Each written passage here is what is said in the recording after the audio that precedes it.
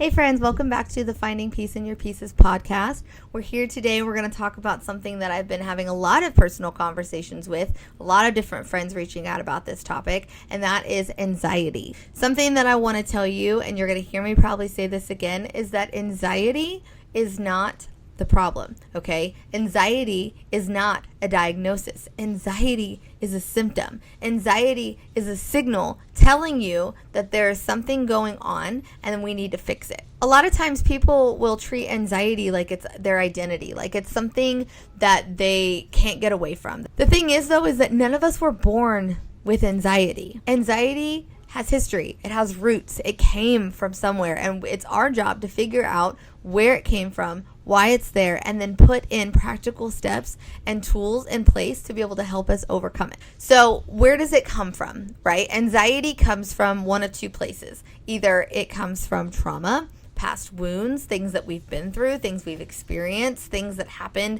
unmet needs during developmental ages when we were kids, or sometimes it comes from an unbalanced body. Sometimes it comes from our nervous system needing supported, our gut needing supported, our stress levels just constantly at an all-time high. In fact, when I was taking a class to get certified in a relapse prevention program counseling course that I took, there was a part of that program where they were talking about anxiety, and they showed two brain images. One of them was a brain of somebody that had been using substances, and then the other brain was of somebody who had chronic anxiety, and they looked identical. But what's crazy is that even substance abuse, it's a coping mechanism.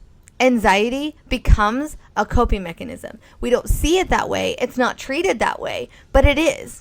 But the difference here is that when somebody is addicted to a drug, what happens, right? We look for healing. We form a game plan. We figure out some type of solution to make it to where you no longer have to feel that way again. But we don't do that with medicine.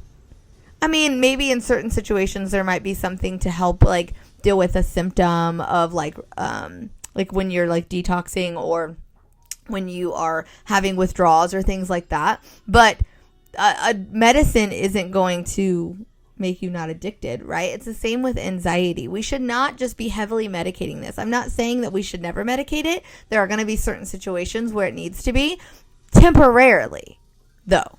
Okay. And that's the thing, is that most of the time medicine is never treated as temporary. Or maybe you take it temporarily and then realize after coming off of it that you need it again. And then you become reliant on the medicine to help you deal with something rather than actually heal the reason that it's there. This is the thing. God can perform miracles. God can do it. I've seen it happen. He can miraculously make something go away. But a lot of the times, the way that God is going to help us heal, when we pray for healing, when we want to see anxiety gone, we just want it to blink and it's gone, right? That can happen, but most of the time it's not going to happen. Usually healing is a process, and it involves people, tools, resources, knowledge. We're learning, right? The same thing as when you're a parent and you have a child. You want them to learn. Why? Because one, you don't want them to keep making the same mistakes, and two, guess what? They can help others. When we learn, we can help. And that is our calling. That's why we're here. God chose us because he wanted to love us, and then he wants to help us be able to heal so we can show others how to receive that same love. So you can feel good enough again, so you can feel whole again. Speaking of feeling whole, I want to kind of add this as like a little commercial break. If you are somebody who is new into your healing journey, or maybe you've been in your healing journey for a while, but you just feel stuck and you can't get past certain areas, I've created a masterclass, and if you haven't gone through it, you should totally check it out. In this masterclass, we have different tools and tips and resources and practical steps to help you be able to learn how to better communicate, be able to set healthier boundaries instead of building walls. We're going to talk about how to navigate toxic relationships, how to identify toxic, unhealthy coping reaction trait type things in yourself, but also in others. And it's going to really help you be able to navigate and see the world through a healthier lens rather than living in survival mode and constantly feeling triggered. And these tools and these tips are going to really help you as you continue into healing. So if that is something that you're interested in, then definitely let me know. It's on my website at thereflectionscollection.com, or you can directly message me. You can find me on my social media and we can get connected and I can hook you up with that class. All right, back to anxiety. Anxiety is hard. Anxiety is hard because anxiety is fueled by lies, okay? Anxiety is fueled by lies that feel like truth. And these truths are, in a weird way, something that helps keep us safe, right? So if we believe that we're not good enough and we encounter a situation that makes us not feel good enough, there's less chance that we're going to get hurt by that. And so we tend to stay away from anything that makes us feel vulnerable, right?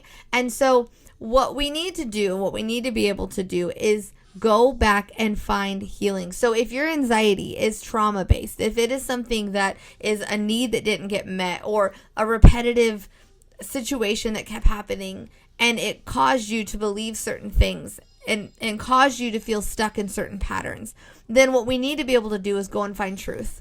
Truth, awareness, these things are going to really help you to be able to take back control over your anxiety. Anxiety doesn't just necessarily magically go away, but the control, the hold that anxiety has over you is what can go away, okay? Our triggers, they're still going to be there, but what's going to happen, we're going to learn how to handle them.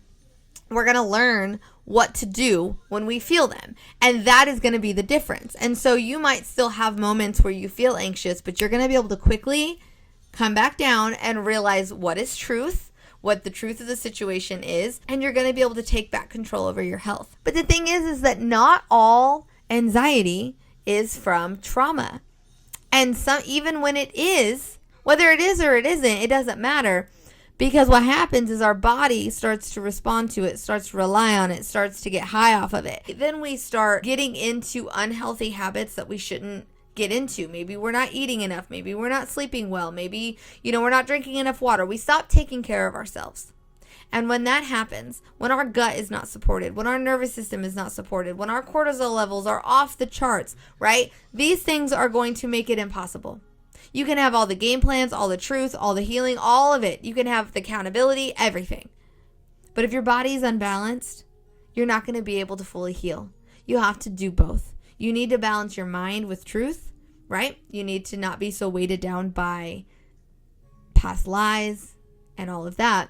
But you also need to be able to support your body, because supporting your body is going to support your mind as well. And so it is really important to do that. So how do we do that? We do that with eating whole foods, with exercising, with drinking enough water, with putting in actual whole supplements that are doing good things for our body. This is how we do it. Personally, I really struggled because I knew this.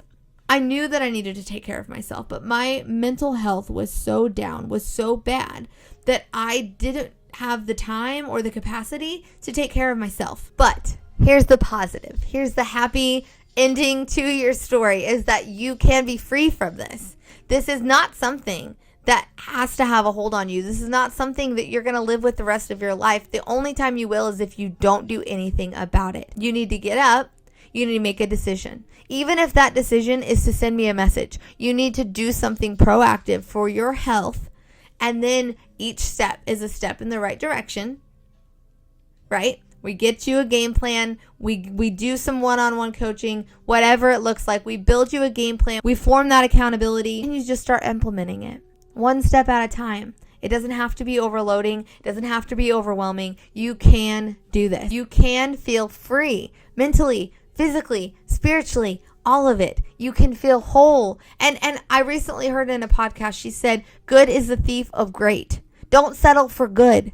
If you don't feel great, if you're not bursting with energy, if you're not just like, man, I'm ready to conquer the world, then you're not there yet. We have to keep going.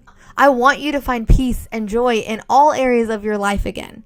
And that's what God wants for you too. So if that is something that you want, if you want that so bad, then the first step, send me a message, reach out. Let's figure out what area we should be diving into first, and how we can get you feeling whole again. Thank you so much for listening and joining me today. If this resonated with you, or maybe you know somebody that it could resonate with, share it with a friend. Let others know that there's hope and that there's healing. The next episode, we're going to dive into more practical steps on what to do to implement and different types of game plan structures that we could be putting into place. So stay tuned for that one. I'll see you next time. I hope you have a great day.